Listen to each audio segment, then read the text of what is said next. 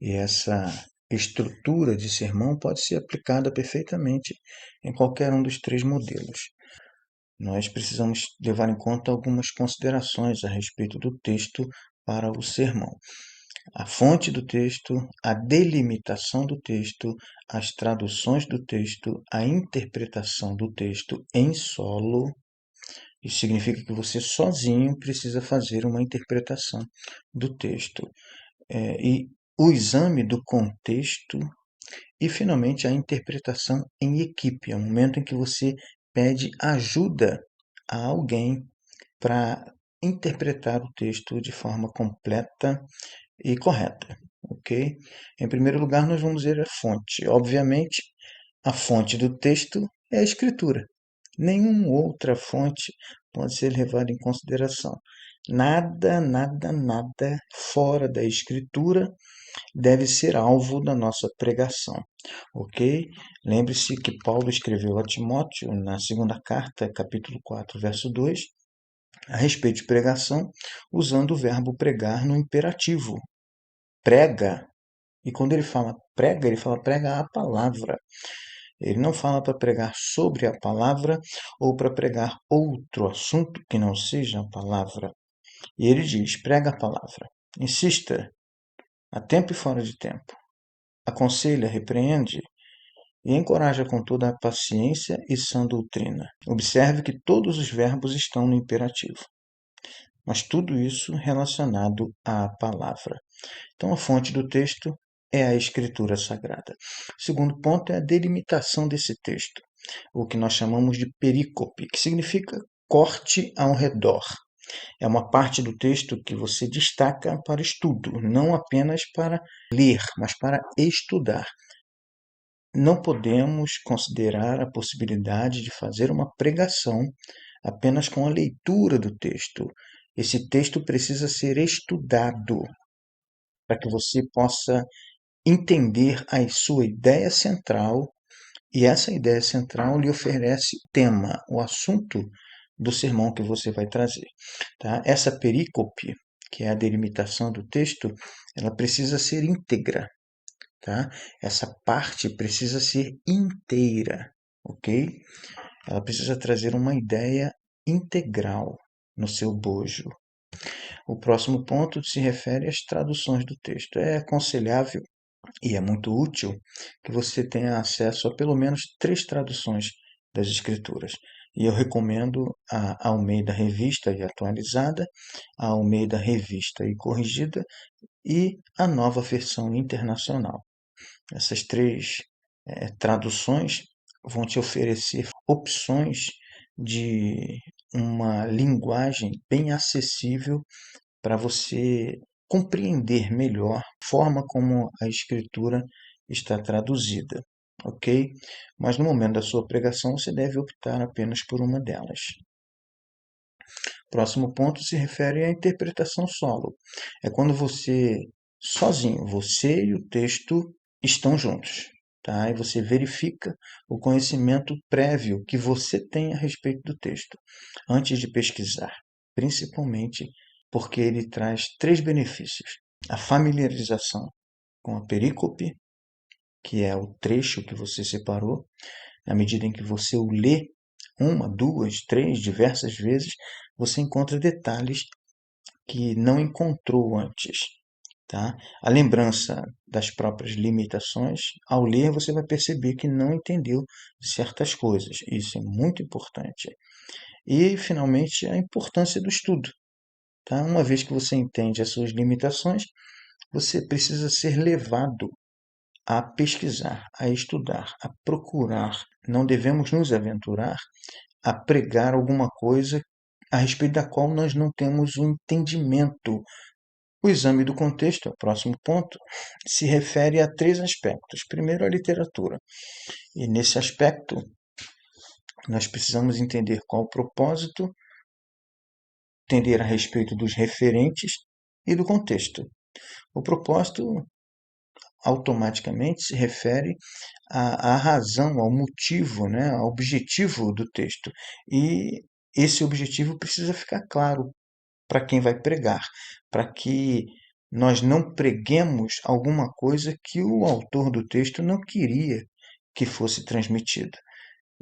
Geralmente, esse propósito está nas palavras repetidas, nos verbos.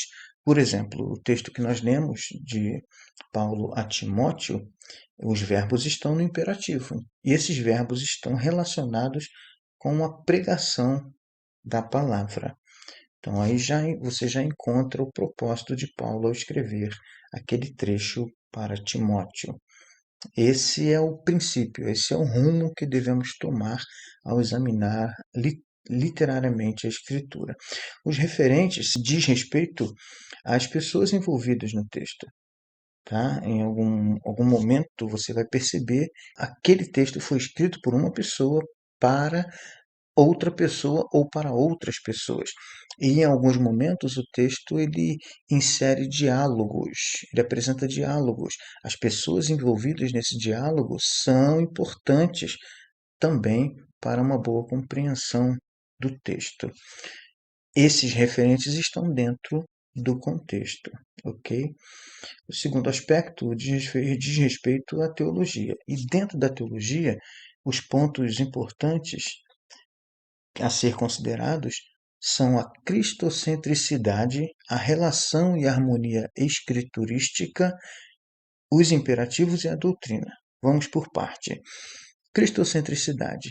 Cristo está em toda a Escritura. O pregador deve olvidar todos os esforços relacionados à ideia central apresentada na perícope com a pessoa e a obra de Cristo. Tem que ter uma relação, sempre terá. De Gênesis a Apocalipse, você pode encontrar uma relação do texto com a pessoa de Cristo. E isso se dá através do entendimento que o pregador tenha da história da salvação, a criação, a queda, a redenção e a restauração de todas as coisas, consumação. Então, em algum aspecto, ou Cristo ou a obra de Cristo dentro da história da salvação está localizada em todo o texto da Escritura. Ele é a revelação por excelência de Deus. Os imperativos dizem respeito às ordens, é sempre de Deus para nós. Deus tem sempre uma mensagem para nós. E não se trata de pedidos, de sugestões, são ordens. Nós sabemos que existem duas posições distintas. Deus é Senhor e nós somos servos. Deus manda e nós obedecemos. E o último ponto, dentro desse aspecto da teologia, é a doutrina.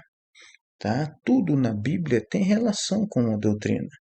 E nesse ponto seria importante nós termos algum conhecimento ou alguma pesquisa, né, oportunamente, de uma teologia sistemática, uma teologia bíblica, para que possamos enquadrar o texto que nós estamos estudando em alguma doutrina da Escritura.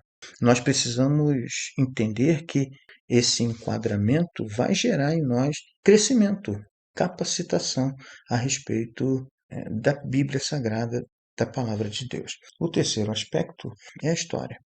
Esse texto que nós temos em mãos, ele foi escrito dentro de um lugar, um local geográfico e temporal muito particular, muito distinto do nosso tempo e do nosso local, ok? Então, as particularidades sobre o autor e os primeiros leitores vão fazer muita diferença quando nós estivermos estudando e examinando o contexto. O próximo ponto é a interpretação em equipe. Uma vez que nós já fizemos a nossa interpretação em solo, chega um momento em que nós vamos dar espaço no nosso trabalho de estudo do texto à pesquisa, ok? Usando todos os meios possíveis que remetam ao texto. Que aí temos comentários bíblicos, dicionários não apenas bíblico, mas dicionário da nossa própria língua. Ter um dicionário da língua hebraica ou do grego faria muita diferença também. Mas aí é outro departamento, e que as próprias traduções da Bíblia nos poupam de estudar tão profundamente. Se você pode, amém. Faça esse estudo, estude grego, hebraico, mas se você não pode, eu já sugiro aí as três traduções da Bíblia, ok? Almeida Revista Atualizada, Almeida Revista e Corrigida e a Nova Versão Internacional, ok? Temos atlas, que podem ajudar bastante, bíblias de estudo, literatura teológica, que são teologia sistemática, teologia bíblica, e também livros teológicos em geral, ok? Temos as mídias sociais que também podem fornecer muita informação, mas tudo isso aí é importante que você tenha critério para fazer sua pesquisa, para que não haja confusão doutrinária a respeito de determinados temas que sejam dilemáticos, ok? Antes de usar ou de aplicar no seu estudo certo ramo teológico ou doutrinário para que você não corra o risco de se confundir com algumas heresias. Muito bem, essa foi a nossa apresentação a respeito do texto. Que a bênção do Senhor seja sobre a sua vida e sobre o seu ministério.